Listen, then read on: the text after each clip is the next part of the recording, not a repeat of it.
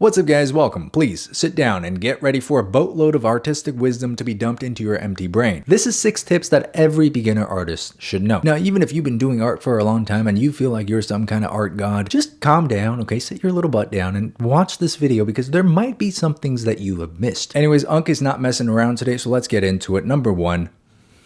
What is number 1? I can't read my own handwriting, god damn. Number 1, it's not the brush, it's not the pencil, and it's not the pen. The most common question that every artist on social media gets asked is, what brush did you use for this? What pencil did you use for this? What pen did you use for this? Now, there are some very encouraging teachers out there who might tell you, hey, there's no such thing as a dumb question, and I'm not one of them. Look, you can make an absolute masterpiece with a set of pencils that you get from the dollar store and some printer paper. I actually posted some short videos recently of my sketches, and people were asking me, what pencil did you use for this? Now, I can tell you I'm using a 0.3 mechanical pencil with B lead, and that's actually what I'm using there, but the real answer is it doesn't matter. If you take a beginner with zero drawing experience and give him the most expensive, the most advanced equipment, he's still not going to be able to make a masterpiece just because he has the best gear. So my advice to everybody out there is don't get too caught up on the technicalities of the tools that you're using. Instead of that, I want you to spend your time, spend your energy drawing. Because here's a cool thing, okay? The more hours that you draw, the more hours you get under your belt, the more familiar you become with yourself and your own tendencies. And because of that, by actually spending more time drawing and less time worrying about your tools, you actually get a better understanding of what part of your toolkit is holding you back. You eventually figure out the tools that you like and the tools that you need through actual hands-on experience. All right, so don't worry too much. Use what you have and put your time and energy into drawing. Here's one quote that I want you to take with you for the rest of your life. Instead of obsessing over your tools, obsess over your process. It's like what they said in Top Gun Maverick. It's not the plane, it's the pilot. So TLDR, get good. Number 2, pay attention to your grip. And that's right, I'm talking about the way you grip your pen or your pencil. Now, this might be a controversial take with the kids in today's environment of hyper-individualism, but I believe there's a right way and a wrong way to hold your pen. Now, before you cast the curse on me and my ancestors, let me explain. Don't look too hard at my nails, okay? I didn't get a manicure. This is the proper way to hold a pen. When you look at this from the front, you have 3 points of contact perfectly spaced out across the barrel. And this allows you to control your pen with just of movement of your fingers. You don't need to move your wrist, you don't need to move your elbow. This is something that's often overlooked, but I think it's absolutely vital to get into a habit of being able to move your pen with just the movement of your fingers instead of some other really unconventional method where you really have to strain your wrist in order to move the tip of your pen. Now, the reason I say this is, if you're a beginner artist and you've just been drawing for a few years, you might not feel it immediately, but if you have bad form, and if that bad form is leading you to be very tense in the way you hold your pen, that could actually lead to some pretty bad health issues further down the line. Hold your pen nice and loose, okay? Don't get freaky with it. Don't start choking it. When you first start drawing, always pay attention to your grip. How much tension is in your fingers? How much tension is in your wrist, okay? If you take your hand off your pen and you look at your fingertips, okay, and you see that they've been indented by how much force you've been applying to them, that is way too much, my brother. You do not need to be that freaky. So there it is. Establish good mechanical habits with the way you hold your tool. I personally pay a lot of attention to this. That's why after even 20 years of drawing, I've never had a single issue in my wrist. Or I could just be built different.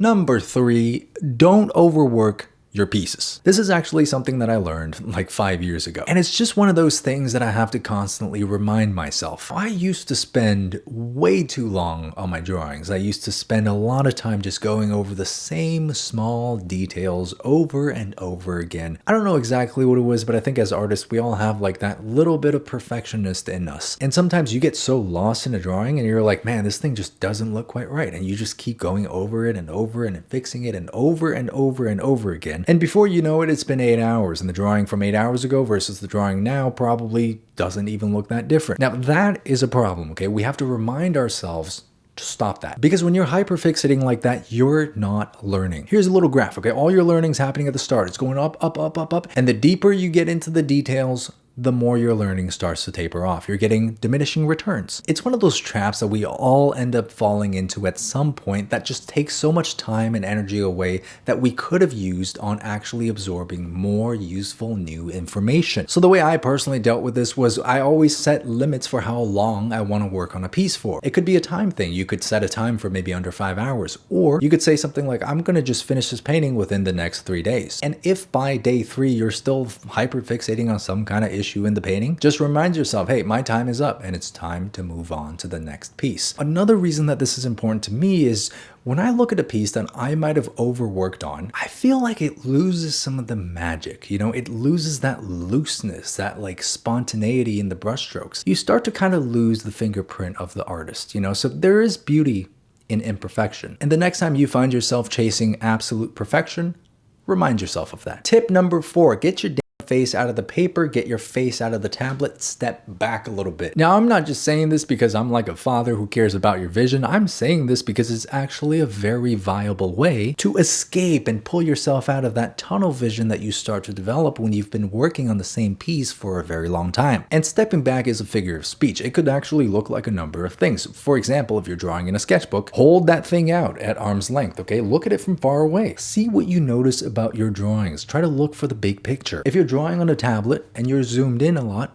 zoom out. You want to check the overall values in your drawing? Squint your eyes. You want to find inconsistencies in your anatomy or your proportions? Sure, flip your canvas. Or if you're drawing in the sketchbook, go look at your drawing in a mirror. These practices all have one common goal of pulling you out of your tunnel vision and getting you to see the drawing as a whole. It's a great way to spot inconsistencies or mistakes that you might have missed by being too absorbed in the moment. And all of these methods help you stay on top of the big picture. And as a beginner artist, that's exactly what you need to do. Tip number 5, and this one is so often overlooked, it should be a crime. The act of observation is just as important as the act of drawing. Look, I see this a lot. I used to do this, and I know you've done this before too. But like you're on Pinterest, you come across a great reference, you're like, oh, I'm gonna use that. I'm going to study this reference. Okay. You pull up the reference on your screen and you start looking at the reference, looking at your canvas, looking at the reference, looking at your canvas, and you start drawing, right? And then your face gets closer and closer to your canvas and you stop looking at the reference. Next thing you know, you haven't looked back at the reference in like 5 minutes. You've just been absorbed in your canvas. And that is not what we want to do. That's a bad practice as an artist. Here's the thing. If you're studying from a reference, the act of actually observing that reference, looking at that reference, is what's pulling information into your mental library. And the act of actually drawing and putting that thing on a canvas is a process of your brain trying to process and regurgitate that information in a way that you can understand. So now imagine if you try to do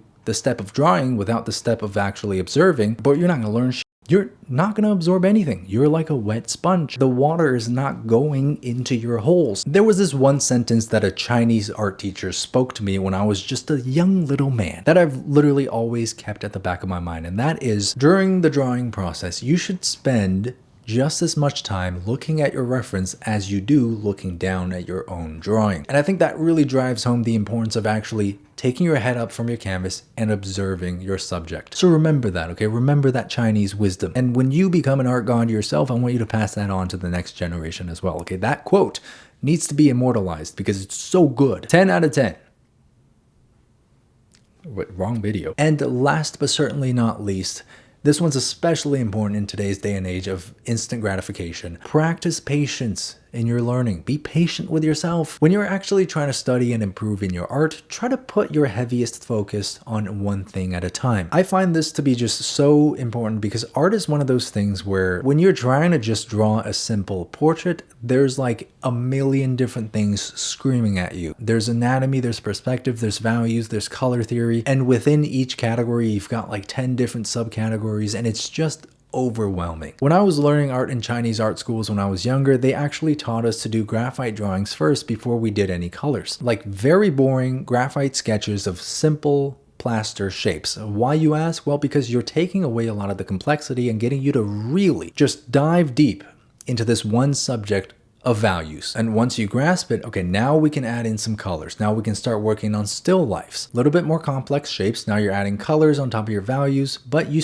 don't need to know anatomy for still life. And then once you really get a grasp of that, you can start working on other things like understanding how to draw a face. Break things down, break your learning process down, be patient with yourself. Don't fall into the instant gratification trap of wanting to just become an art god right away because it's just frankly not possible. Okay, art is a thing that takes time, and that's what makes it so rewarding. I find it to be even more special now because we have instant gratification all around us. And with the pursuit of art, you just have this thing where progress is literally measured in years. And that is cool. That's the coolest thing about art. That's the beauty of art. No one gets there in a day. No one gets there in a month. Measure your growth in years and only compare yourself to yourself. And remember to always be patient with yourself. Be kind with yourself, even if you feel like you're struggling in the moment. Because I know you're doing hard work. And if you keep that up, in 3 years time, in 5 years time, in 10 years time, you're going to look back at the work that you do today and you're going to be like, wow, I can't believe how far I've come. On your beautiful mama's life, I promise you that, okay? So those are 6 tips every beginner artist should know. I wish someone taught me all of this from the very start. They didn't, but that's okay because this is the next best thing. I'm going to pass everything that I know on to you guys so that you guys can be even better and get even more of a head start. Because you know what we need in the stupid world that we live in right now? We need more artists, man. We need more authenticity, more people just creating for the sake of creating. I love that stuff. All right, guys, so hopefully this video helps you guys out. If you guys want to see more art-related content, feel free to subscribe to my channel. Check out my Patreon if you guys want to see monthly art tutorials and process videos on how I create my paintings. And with that being said, thank you so much for watching to the very end. I very